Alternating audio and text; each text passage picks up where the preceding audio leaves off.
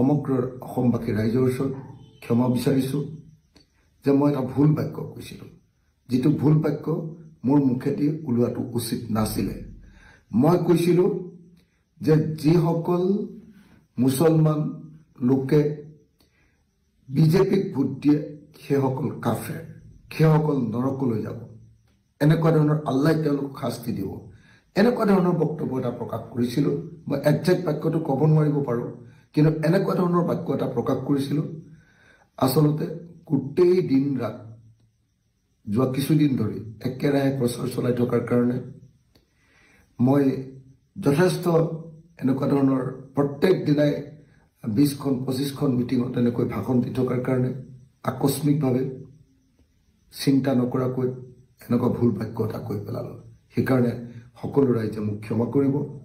আৰু মোৰ সতীৰ্থ যিসকল বন্ধু, দলৰ যিসকল সতীৰ্থ, যিসকলে এই বাক্যটো কোৱাৰ কাৰণে মোক বেয়া পাইছে, মই অযুক্তিকৰ কথা কৈছোঁ বুলি কৈছে, মই ধৰ্মীয় চিন্তাৰ কথা কৈছোঁ বুলি কৈছে, মই প্ৰগতিশীল চিন্তাৰ পৰা আঁতৰি গৈছোঁ বুলি যিসকলে কৈছে, মই তেখেতসকলৰ ওচৰতো ক'ব কৈছোঁ যে মই নিস্বাৰ্থভাৱে ক্ষমা প্ৰাৰ্থনা বিচাৰিছোঁ।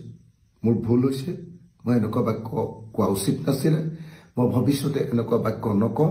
গতিকে সকলো পক্ষকে, সকলো ধৰণৰ সকলো ৰাইজকে মোৰ এনেকুৱা ভুল বাক্যৰ কাৰণে ক্ষমা বিচাৰিছোঁ আৰু মোক ক্ষমা কৰি দিবৰ কাৰণে আপোনালোকক আহ্বান জনাইছোঁ।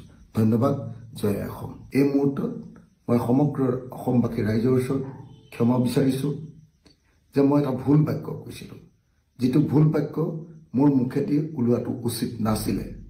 মই কৈছিলোঁ যে যিসকল মুছলমান লোকে বিজেপিক ভোট দিয়ে সেইসকল কাফেৰ, সেইসকল নৰকলৈ যাব, এনেকুৱা ধৰণৰ আল্লাই তেওঁলোকক শাস্তি দিব, এনেকুৱা ধৰণৰ বক্তব্য এটা প্ৰকাশ কৰিছিলোঁ। মই একজেক্ট বাক্যটো ক'ব নোৱাৰিব পাৰোঁ, কিন্তু এনেকুৱা ধৰণৰ বাক্য এটা প্ৰকাশ কৰিছিলোঁ।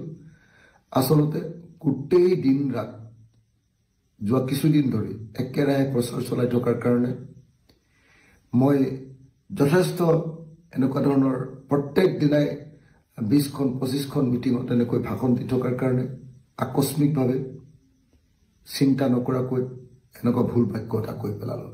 সেইকাৰণে সকলো ৰাইজে মোক ক্ষমা কৰিব।